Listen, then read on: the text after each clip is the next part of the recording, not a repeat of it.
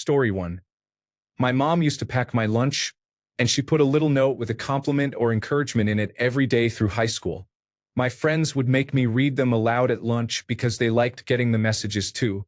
Sometimes she still slips them into my work lunches when she visits me as an adult. Story 2. My parents were always interested in what was going on with us kids. They listened to us talk about our days and were involved in every aspect of our lives. If we had a test, they made flashcards. When we played softball, Dad was the assistant coach. Mom was the Girl Scout leader. We always felt loved, trusted, and safe. Story 3. Parents being actual parents, teaching, guiding, mentoring, telling you when you are wrong and correcting you. Parents being adults and taking responsibility for parenting. Story 4. I'm just in the comments, taking notes like an anthropologist discovering a new uncontacted tribe that does not use sarcasm as a weapon. Story 5. My mom used to give us random gifts we asked for during the year. One time I got a Polly Pocket I had wanted forever. It was on my bed when I woke up on Halloween morning. I thought everyone's parents did that. Later, though, I discovered it was her way of trying to make up for my dad's empty promises and the pain he caused us. On St. Patrick's Day, I leave little gifts for my kids just to brighten their day. Story 6. Kindness. My parents made being kind a central value for everyone. They did not fight with each other. They had a sense of humor and loved music. We always had music at home. My childhood friends loved coming over for my mother's home-cooked meals. Story 7. My mom will drop everything if her child is in distress. I can call at 3 a.m. crying and tell her I need her with no details, and she will drive to my house. She was on a road trip the night my husband left me. I was house-sitting her dogs, and when she checked in that evening, she could hear in my voice that something was wrong. I went to bed. She drove all night straight home and was sleeping on her couch when I woke and came downstairs the next morning. My sister works the night shift and started having sudden attacks of pain and dizziness. More than once my mom has gone to her work in the middle of the night to drive her to the emergency room. Her love knows no time of day, distance, or obstacle. Story 8. Every family member, including children, contributed daily chores or other meaningful work to keep the household running. We ate every meal together and lingered over dinnertime conversation. We read books, passed them around, and had thoughtful conversations about them. Discipline focused on repairing harm, such as paying for what we broke or apologizing to someone we had hurt. Natural consequences were allowed to occur, such as not having a fresh towel if we did not finish the laundry, and we were coached to learn from those consequences and prevent the behavior from recurring. We took photographs of each other to preserve memories. We praised each other in person and in private. Story 9. My parents ask about my day, do not allow me to behave poorly toward others and hold me accountable, and teach me what love and kindness truly mean. Story 10. For the most part, one did not have a healthy family growing up. My parents married and divorced young. I am their oldest. I was 3 when they split. Each went on to marry abusive partners. For my mother, it was her meth dealer, and they are still together 30 years later. My father's parents helped raise my sister and me, and they were true blessings. Because their home was so different from mine, I could clearly see what was a blessing. Top 3. 1. They genuinely took an interest in our interests, even when they did not understand them. My grandfather was a salt-of-the-earth Midwestern outdoorsman whose main hobbies were vegetable gardening, hunting, and fishing. I will never forget the smile on his face when he called me into the kitchen to show me a picture of a flower that had been extinct since the Ice Age and was grown from a seed found in permafrost, because he knew I would find that interesting. 2. They were genuinely in love and modeled a healthy relationship between two people who enjoyed each other's company and wanted to work together. It was beautiful. 3. They were emotionally available. I could talk to either of them about virtually anything at any time. They never made me feel like a burden, never treated my concerns as frivolous, and never judged me. They wanted to be supportive and to make sure we knew we were loved. My grandfather passed away in 2018, and his ashes are on the mantle in my living room. My grandmother had a stroke and now suffers from dementia and congestive heart failure. She will likely be gone before Christmas. I miss them, I know my grandmother is still here, but if you know dementia, you know what I mean. I will never forget how blessed I am to have had them. Story 11. My parents were always very respectful to each other and never complained about the other, at least not in front of their children. They encouraged discipline and hard work by focusing on rewarding good behavior rather than using punishment or fear. They gave children reasonable responsibilities and treated them more maturely as they grew up, encouraging independence. They always helped friends and neighbors and valued people over possessions. Story 12. My mom had many gay friends, my fairy godmothers. My father was a psychoanalyst and we lived in Greenwich Village in the 1980s. For me, being gay was never an insult. People loved who they loved. I grew up with no idea that many people opposed homosexuality. I had no concept of love being anything other than whatever two people wanted to be together. The first time a kid called me gay at school, I said I was not and was confused. I did not realize it was meant as an insult. When I caught on and my parents explained it, I found it all very sad. Then we lost all those friends to acquired immune deficiency syndrome. That period was rough and I learned a lot. I realized years ago, though it took time, how special that upbringing was. Besides watching them wither and die one by one, which was very hard on 9 and 10-year-old me, seeing people I cared for like family in their final stages was devastating. I still would not trade how I was raised or what I experienced growing up. So many wonderful men acted as father figures and shaped me, including my own open-minded father. I still miss every one of them. Story 13. My parents took my sisters and my mental health problems seriously and advocated for us to receive the help we needed when we were under 18. I did not even have to ask. My dad took time off work to attend countless meetings with my school and paid for therapy, while my mom offered to wash my hair on bad days and was on the phone in tears, begging my doctor to let me try antidepressants at 17. I feel very lucky. Story 14. We had a mother who loved us all very much. She built us up and helped us believe in ourselves and in each other. It is heartbreaking to see so many people grow up without loving, non-judgmental parents. Story 15. Being told I was loved by my parent every day, usually more than once. Story 16. We did many things together. My father worked shifts and often had weekdays off, which was great during the summer because we could visit places like the Royal Ontario Museum or the Science Centre or go camping, and the crowds were smaller since most parents were at work. He alternated day and night shifts, but I still remember him being a very involved parent alongside my stay-at-home mother. Story 17. I have two memories. The first is that my house was quiet in a comfortable, peaceful way. I had friends who came from loud, chaotic households where they never had a moment of peace. When they came into my house, they would relax. You could almost see the weight lift. We had music, movies, and laughter, but there was a calmness I did not properly appreciate until I was older. The other memory is that my dad is an artist and game developer, so we had all kinds of art supplies we could use. Need cardstock? We had it. Balsa wood? There was probably some in the garage. A random color of spray paint? Sure. We were encouraged to be creative, and little was off limits, aside from his expensive alcohol markers and a nice pair of scissors. No one told us we were too young for something or that it was too fancy for kids, except when it came to the markers. Story 18. In the 1970s, my older sisters were fabulously creative and devoted time and energy to entertaining my little sister and me. They invented games in which we pretended to be in ancient Rome, getting scourged by dish towels, made pemmican and constructed teepees, and set up timed obstacle courses around the yard. They created spook houses, once burned a disliked Barbie at the stake in the backyard when we reenacted the Salem witch trials, and read us big books like Gone with the Wind, doing all the voices. They let us win during family croquet games and taught us board and card games. They made popcorn for the annual broadcast of The Wizard of Oz and stayed up late on Christmas Eve playing Grandmother's Big Red Toe while we all slept in the same room.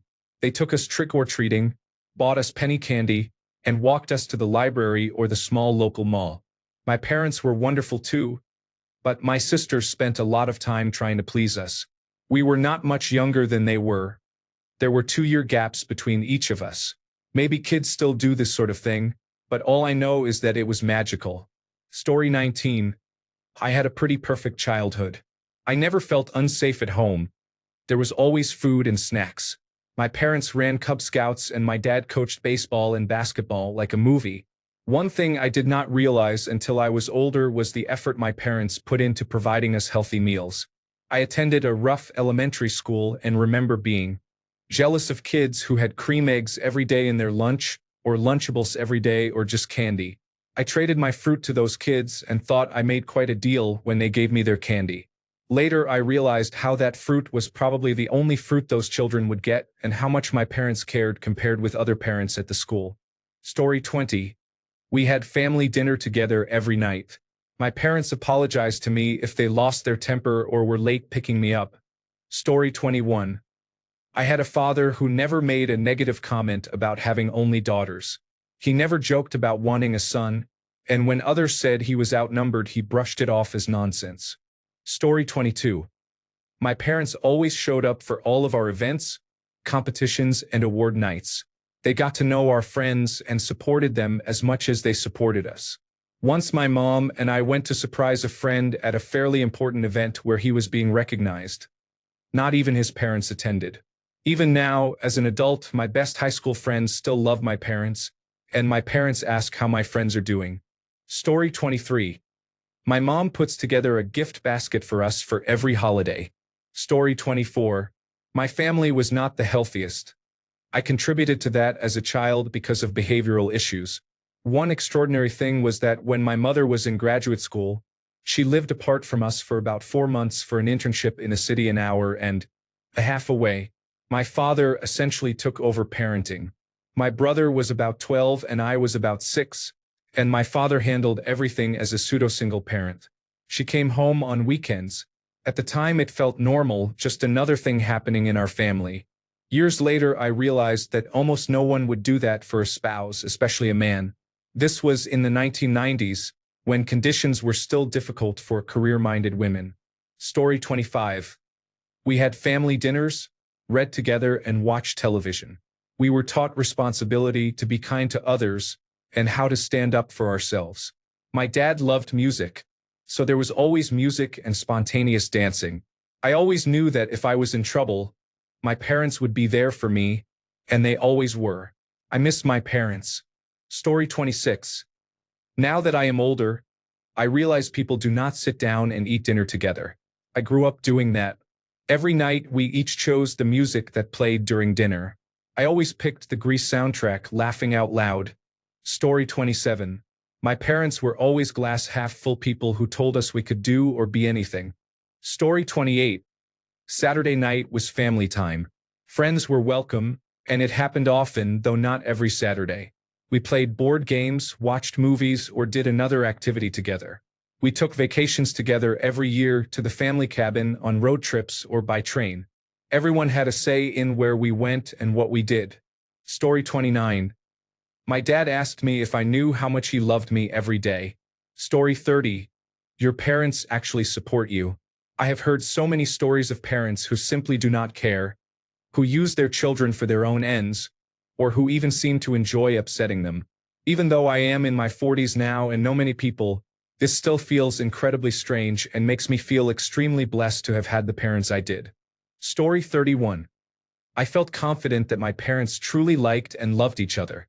I witnessed emotional and appropriate physical affection regularly and never worried that I would have to take sides or mediate between them. Story 32. Parents who showed us by example that people of all races, cultures, and socioeconomic backgrounds should be embraced and treated with respect. Story 33. My parents never said a negative thing about anyone. No mean or nasty comments. They are remarkable people. I remember my first dinner at my then boyfriend's family home. He later became my husband. It was so negative that I excused myself and went to the restroom to cry and pull myself together. Story 34. My parents, especially my father, read us bedtime stories, sang songs to us, and rubbed our backs to help us fall asleep. Now that I am a parent, I think it was mainly my father because my mother worked at home as a seamstress and likely needed a break by the time he came home from work. Story 35. My parents backed me up in school. Not like now, where children are treated like semi-gods and teachers are assumed to be wrong. If I came home bored, They spoke with my teacher to get me more appropriate work. When I was in kindergarten, I came home, calmly put my hands on the table, and told my parents that if I had to count beans one more time, I would scream. When I was in high school, my orchestra teacher seated 3/4 of the class ahead of 2 students who were auditioning.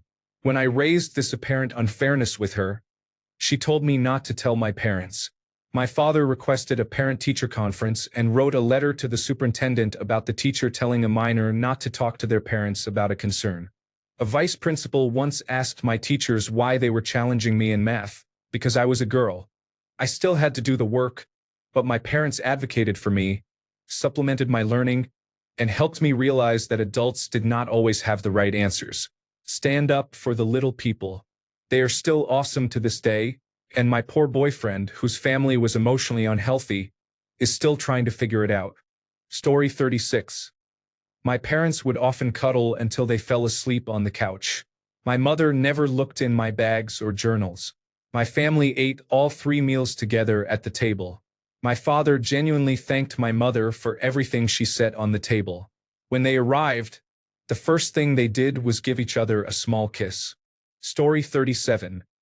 Reading these makes me realize that I had a perfectly fine home but was mentally ill. Story 38. As a child, my parents did not see my sibling and me as extensions of themselves but as fully independent people. We are polar opposites, but my parents encouraged us to pursue interests that were often new to them. As an adult and a woman, I am struck by how unusual it is that my father respects my expertise and recognizes that I have knowledge he does not. That is not the experience of many of my female friends.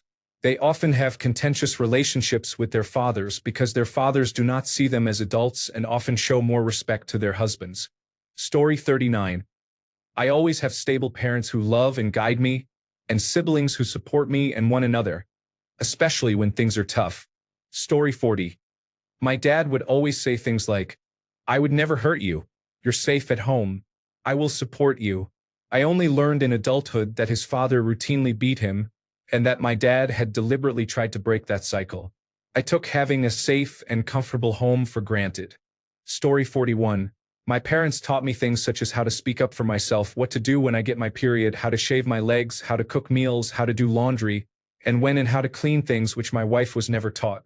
She learned about bodies from sex education in school, but I had the books and conversations before the topic even came up at school. I could trust that my parents were and are always on my side.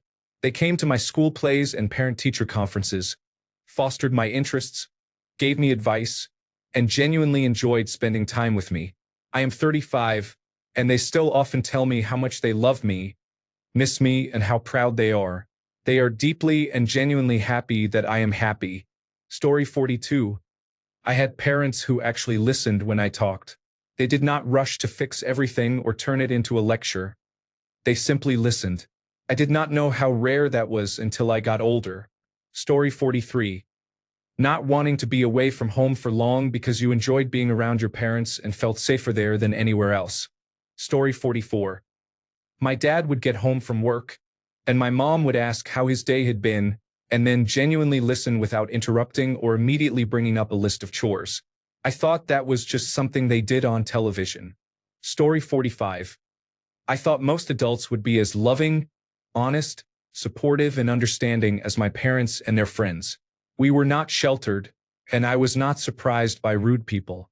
It was just my childhood experience that there would not be so many. In my current friend group, having parents I still genuinely want to spend time with makes me the odd one out. Story 46. Reading all the comments makes me realize how messed up my childhood was. Story 47. My single mother showed up to every one of my brother's events and mine. She was always there for us and still is. She is now 74 and I am 47. Story 48. Emotional regulation. No one raised their voice or shut down. The mood was steady and positive. Story 49. I am friends with my siblings because our parents taught us how to work through issues logically. I am over 40, and they are still my best friends. I talk to them every day. A few times in life, I had a check my privilege moment when I expected more from the siblings of my friends. Why didn't your sister just drive you? Why isn't your brother coming to your wedding? Story 50. My father respects and admires women. In a family with a mother, a father, and many female relatives, that mattered more than I realized. I saw other fathers who were called good guys but who looked right through the women in the room. My father admires female politicians, business owners, and historical figures. He values input and ideas from women. He watches women's sports and enjoys female comedians. He challenged the old boys club at his job to make sure his very qualified female coworker succeeded him when he retired rather than an unqualified man. Growing up as his daughter, I always knew he valued people like me and I never felt less than. My parents were a team and completely equal. The older I get, as my friends marry and have children, the rarer this seems. When I meet a friend's husband, I usually end up wishing he were more like my dad. Story 51. My punishments for misbehavior included not being allowed to watch television or being sent to my room. I was not slapped or yelled at. Story 52. I knew my parents would always be there to care for and support me. It was a given that my mother and father would do anything to guide me or even give their last dollar if necessary. I was never worried about something bad happening that my parents could not help me with. Story 53. My siblings always looked out for each other. If one of us did something wrong, we would cook up a plan so that person would not get in trouble. We helped one another with homework. My older sisters let me hang out with them and their friends. We rooted for each other. I ate everyone's peas because I was the only one who liked them. Story 54. Basic hygiene, school, homework, and extracurricular activities. Outings on weekends and road trips to see my grandparents. Not only did my siblings and I hang out with our friends, but our parents also spent time with theirs. Our friends were always welcome at our house, and I was always welcome at theirs. The more people I meet, the more I realize many did not have a stable home environment. Story 55. We had family dinner every night. I could go to both of my parents about anything. Want to try a different religion? Super cool. Want to try a new hobby? Absolutely, we will help you get there. We could talk about anything. My dad had a very demanding job and was very introverted, but he found ways to connect with me. He worked all day, sometimes all night, but he still helped me find ways to study for chemistry. I never felt unsafe. I feel very lucky. My grandmother was an extension of that support system, and I lived with her during the pandemic, mostly just to spend time with her. There were hard times, but my emotions were always acknowledged and respected. My husband's family has been emotionally immature, volatile, and overall a foreign experience. He was amazed when my parents treated him like an adult and expressed interest in his career. We are thinking of moving very far, and I do not know what I will do. I will miss everyone so much. Story 56. 1. My mom always explained why she said no. It was never a hard no without explanation. 2. I never heard a raised voice until I met other people. My family rarely got angry, and when they did, they managed their feelings first and then came to talk about it calmly. 3. Problems were solved with long conversations comparing what both sides needed and how to compromise. Things were not fights between people but problems to solve together. 4. I had soft morning wake-ups, hugs and kisses, being told I was loved, towels warmed in the dryer after showers, homemade applesauce, and the knowledge that my parents were always there for me and looked out for me. I felt safe and loved. Story 57. Dad would ask every day at breakfast, "Did you know your mother is the most beautiful woman in the world?" Story 58. I did not grow up in an emotionally healthy home, but I am trying to make sure my children are. My teenagers actually enjoy spending time with the family and tell us they miss us when we are apart. I did not expect that. I had thought teenagers would avoid interacting with parents and siblings and be eager to leave home. Surprised me, and it makes me very happy. Story 59. My mom read to each of us in bed through 7th grade. We went to bed early and took turns reading. We also made a weekly trip to the library to get new books. I love reading and have passed that on to my children. I'm always shocked when a child has no bedtime routine or no one to show them the joy of reading. Let your children choose much of what they read while you sprinkle in some gems they wouldn't have picked. My oldest knows more about history than I do. He is teaching himself and me about the history and lives of the presidents. I hope my children always have that. We do not allow electronics in bedrooms. Story 60. My parents always welcomed my friends into our home. My mother cooked for us. Friends spent weekends with us at our vacation home on the Jersey Shore. Yes, I had a great childhood and devoted parents. My grandfather used to ask my mother why she let so many kids stay and say she was wasting money on all the food they ate. My parents did not mind because they knew we were safe and not getting into trouble. My friends respected and loved my parents. I know now that not every family does this. Story 61. My parents did not have specific expectations for me and did not project their unfulfilled dreams onto me. There was no expectation to marry, to have children, to pursue a particular career, or to earn a specific amount of money. They wanted me to pursue whatever made me happy and helped me with whatever I needed to make that happen. I am so grateful my parents did not teach me to hate myself or tell me I was broken or a disappointment. Story 62. Do not fight over assets or money when a loved one passes away. Be generous with each other. Story 63. We all sat together as a family at the dinner table and talked about our days. Even as a child, I was encouraged to share my thoughts and ideas about movies, books, and world events. I would not say my parents treated me as an adult. They regarded me as someone worthy of their intellectual attention. I realize now how much confidence that gave me and how special our bond was. Story 64. My parents really love each other. I thought everyone's parents were like that, but I found out it was about 50-50. Half of them hated being around one another. Story 65. There was no shouting in my household. We were calm and enjoyed great home cooking. Story 66. I had to stop reading these posts. It was just too much. I am trying to do better with my kids. The cycle ends with me. Story 67. When I put one of my glittery Christmas hairpins in Dad's hair, and my brothers joked about him being a girl, he said, I am actually confident enough in my masculinity to know this does not impact it. I am starting to realize that is uncommon, especially since Dad grew up on a farm in a small town and worked in trade jobs. Story 68. Apparently, I have a father who regularly says I love you. Story 69. My parents sacrificed much of their own happiness to ensure my sister and I were content. They constantly put us before themselves. They were selfless, and I will never be able to thank them enough. Story 70. I did not know as a child that other people's parents screamed at them or at each other. It was a foreign concept to me. I thought it was exaggeration.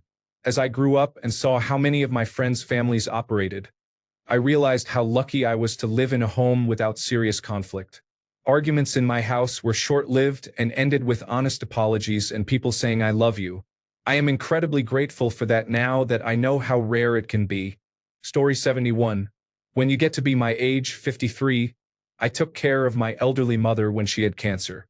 She said, "Thank you for taking care of me."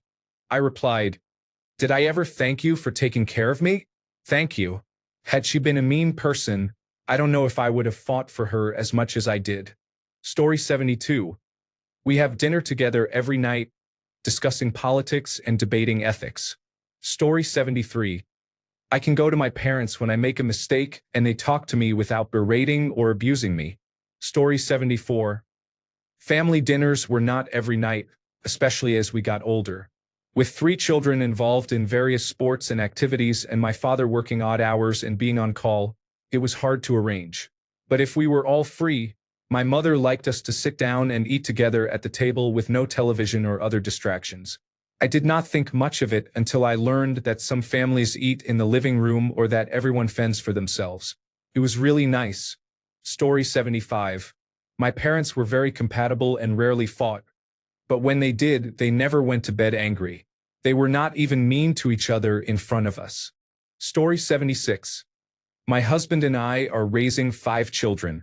Their ages range from 14 to 22. They are extremely supportive of one another and say, "I love you," regularly, even to friends. 4 of the 5 are boys. The children are best friends with their siblings. I have no idea how we manage this, but I feel privileged to have helped create it. Story 77.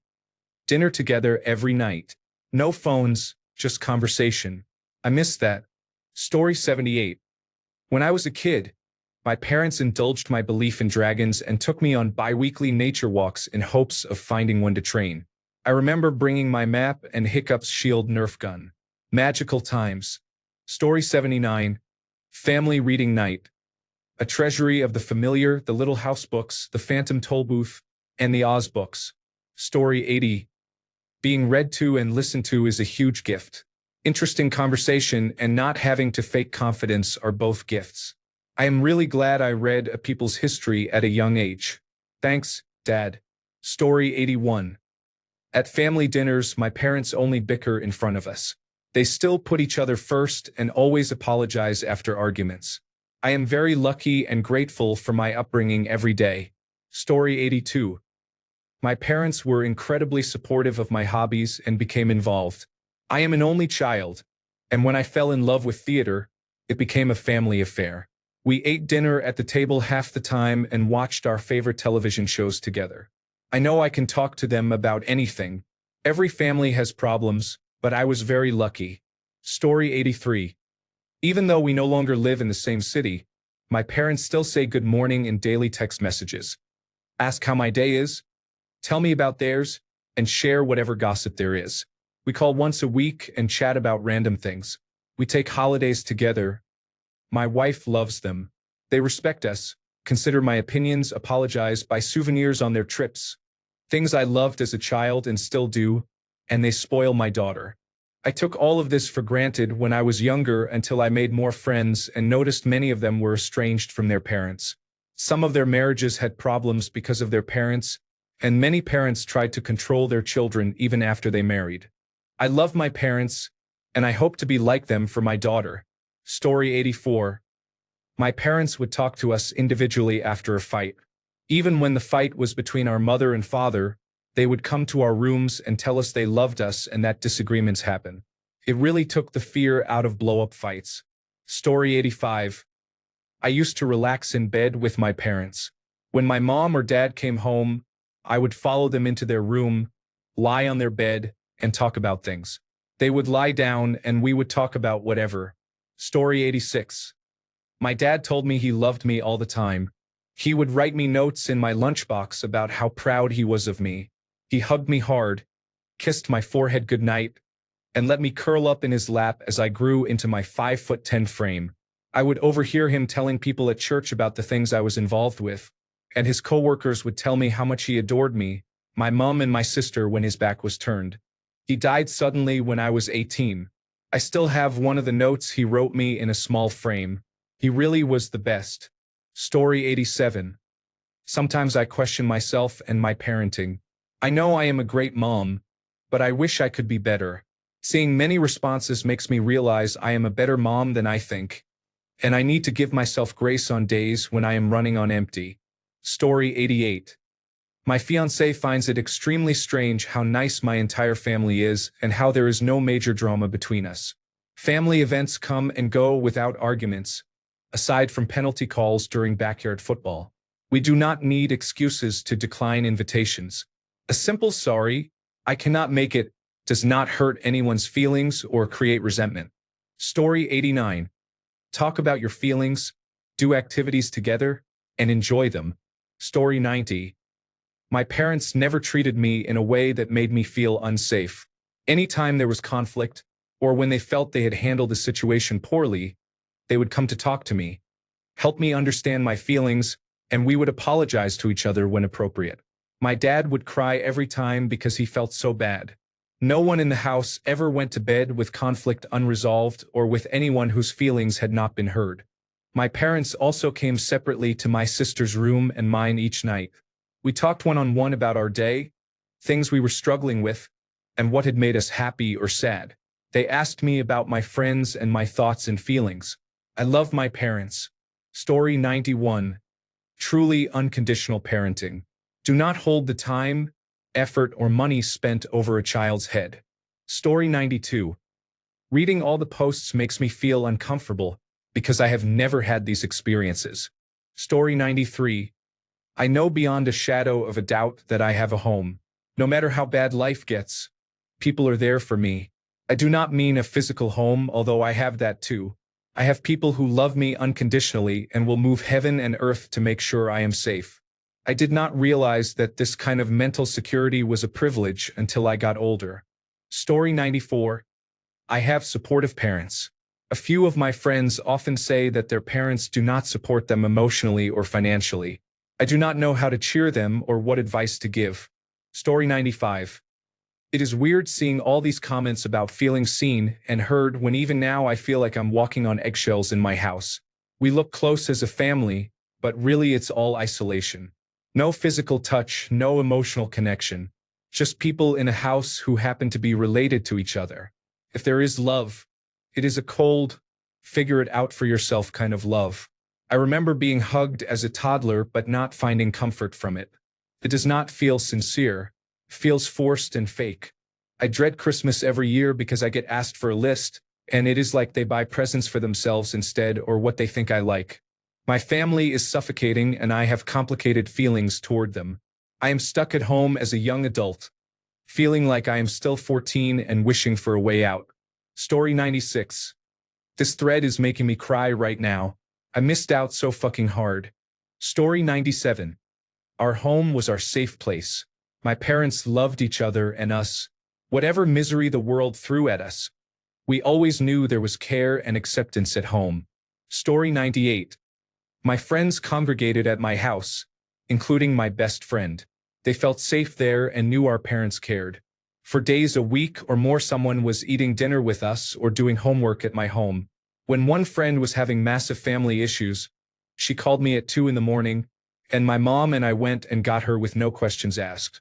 We had many more pickups that year. Her parents knew she was safe, and more importantly, she knew she was safe until she could go back home. The best part was that we all had a great deal of respect for our parents in my friend group. I remember talking to one friend's father about Pink Floyd for about 2 hours at a party. It was awesome. The thing about my friend group was that our parents were our parents first, and we respected that. At my house, my mom was a huge sounding board for friends who needed help. I am 44 and still learning things from her that she helped my high school friends with. My best friend and I often talked about how much we did not realize being the safe house was such a luxury. We just thought it was because people liked my mom's stir-fry and lasagna better. Now we know we had something truly special that a lot of people did not have. Story 99. I was an extremely shy kid, and my mom knew I hated when people pointed that out. She is the opposite. Outgoing and funny, the type of person who makes everyone feel comfortable. So when an adult commented on my shyness, she would say, "She does not need to say anything. I talk enough for the both of us." People would laugh, and it took all the awkwardness out of the situation without forcing me to speak when I was not comfortable. I only recently realized how clever this was, and I will always appreciate her creative way of letting me be myself. Story 100. At family dinners, my parents never yelled at each other. Story 101. At family dinners and whenever we talk on the phone or see one another, we say "I love you." My husband grew up in a loving family, but his father didn't hug him. They shook hands and said "I love you." He always says it was a nice surprise when my dad and brother hugged him and told him "I love you." Story 102. I am spending the entire day with my extended family over the holidays, enjoying good conversation and connections. I am genuinely excited to reconnect. Story 103. Unfortunately, I could not read this thread without crying. Story 104. Regular family photos taken at a set time and place. It was a pain at the time when I was a kid, but what a magnificent time capsule now. Story 105. I felt comfortable enough to ask my mom for permission to smoke a joint with my friends in the backyard. I knew she smoked pot. She was not good at hiding it, so she would probably be okay with it. She just did not want me sneaking around and lying, so I asked her directly. She was cool about it and even came out and smoked with us. Then she went inside and made a tray of finger sandwiches and cheese and crackers for when the munchies kicked in. Honesty was the best policy. Story 106.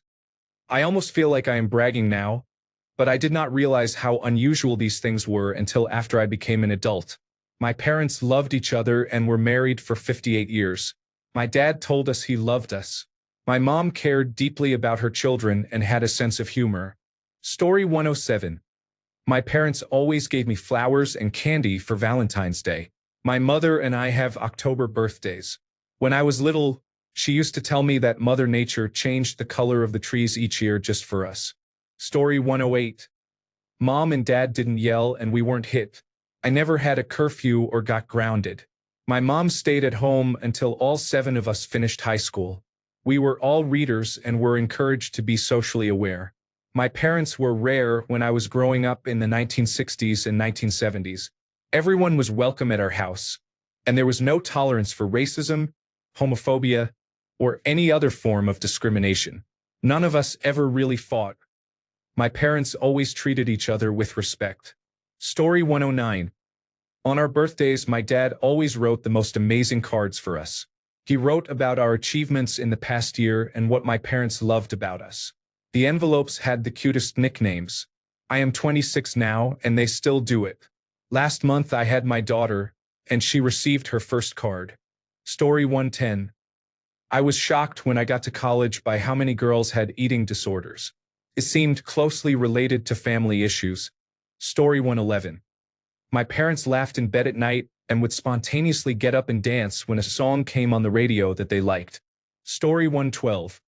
I just spent some time reading these comments, and even though my family is not emotionally healthy, the comments filled me with so much hope. It is kind of silly, but they made my day brighter. Thank you all for sharing your thoughts. Story 113. My family talks to one another. We are not perfect. We have problems I do not enjoy. The biggest difference I have noticed between my family and others is that we frequently get together and simply talk for hours. Story 114. My mom would get a look of absolute joy every time I walked into the room, and she would say, "Oh, hi, honey. What are you up to?" She would do that even if she knew I had been in the next room or had only been away for a short while. I would give anything to see it again. Story 115. Reading this thread makes me realize how varied childhoods and families can be. My family was somewhere in the middle, and I cannot estimate much beyond that. I was discussing childhoods with a friend recently and asked rhetorically whether there really is such a thing as a normal, healthy family, because it seems like everyone I can think of has some pretty bad stories. I suppose it is possible, judging from some of these comments. Story 116. My mother or father read to us every night, at first children's books and later classic literature. We had a homemade dinner every evening at 6 o'clock, all 6 of us seated around the table. It was pleasant, though a bit loud. Story 117. My dad was always there for me. When we moved when I was 4, I was upset to leave the willow tree behind. He dug the tree up and replanted it at the new house. It meant a lot to me. He always made me feel safe. Story 118. We often told each other I love you.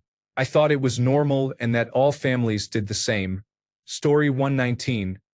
The ability to talk through issues and reach healthy conclusions. Story 120. We just talked. My dad would sit on the porch with me after dinner, and we could talk about anything. Story 121. My parents were kind and loving people. They loved each other and never fought in front of us. They had no addictions, and there was no gossip or toxicity. They were also very intelligent.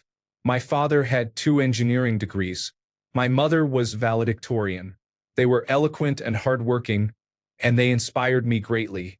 They passed away in their early 50s, and I really miss them. Seeing divorced and dysfunctional parents around me made me appreciate my parents more. Everyone who knew them always reminded us how lucky we were. Story 122. We said I love you every night. We hung out in the evenings, laughing in the kitchen. I could tell my parents almost anything, and they would talk me through it instead of freaking out. Story 123. I read aloud to my mother while she did laundry, knitted, sewed, or cooked. Story 124. School projects were fun, and my parents were deeply helpful. Story 125. We ate dinner together every day, no matter what.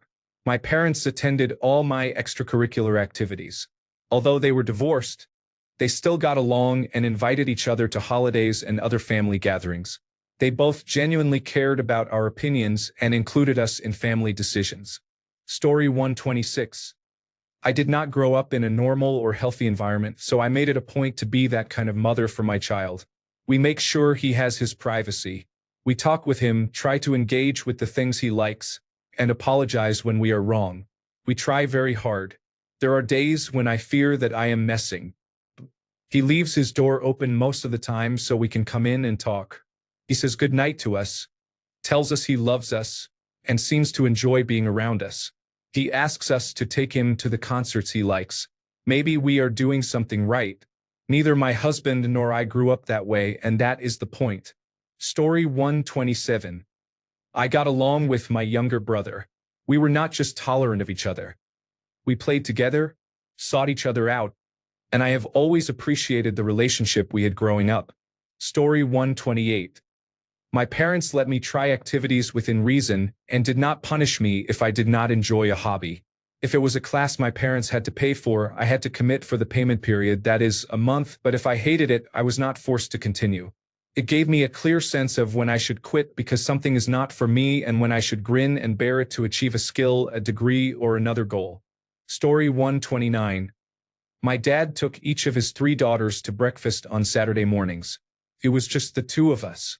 Story 130. My father rarely yelled. I remember him raising his voice only twice in my life. When my youngest sibling married a man who yells in your face when he is angry, it was a nasty shock. I still find that extremely aggressive. Story 131. I am a woman who was unaware of gender discrimination and always assumed women were equal to men. My mother was the breadwinner and head of the household while I was growing up. Even after retiring, she continues to travel the world giving speeches. This gave me a strong sense of agency and confidence throughout my life and career. I am the only woman on a team of 8 men and the most outspoken, never afraid to bring my ideas forward. Women are formidable, and it is unfortunate that this is not the norm. Story 132. I didn't grow up in an emotionally healthy household, and I can't say I'm a perfect parent. I struggle. One thing I try to give my children every day that I didn't receive is physical touch. Whether a quick kiss on the forehead, a cuddle, or a hand on their back. I was rarely touched as a child except in harmful ways, so I am intentionally giving my children healthy physical affection. Story 133. I never saw my parents fight, so I'll go with no shouting matches. Story 134. Most of these replies remind me that I was not in the most emotionally healthy family. But there is one thing I take pride in: we had movie nights on the weekend. It was the only time we spent together as a family.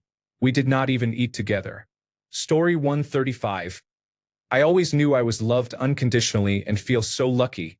After marrying my husband, I realized he grew up believing love was conditional, only if he performed well, won at sports, or received straight A grades and so on. Story 136. My parents never commented on my weight, even when I became quite chubby as a teenager. I only realized this when my mother admitted that her mother had often made so-called helpful comments about her weight when she was a child, and it still affected her 40 years later. Story 137. Thanks for making this post. As someone who grew up in exceptionally dysfunctional households, it is so important to me to see those who grew up in normal, loving families recognize it. Story 138.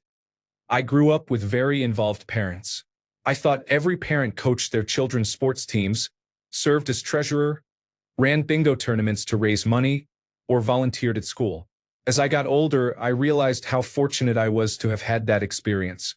I am one of many children, yet my parents made each of us feel individually valued and took an interest in all of our activities. My dad says that while he was in the thick of raising us, he did not even know who the Prime Minister was, but he knew everything about us. That level of self-sacrifice is mind-blowing. I want to have a large family too, but I feel I may never do as good a job as my parents did.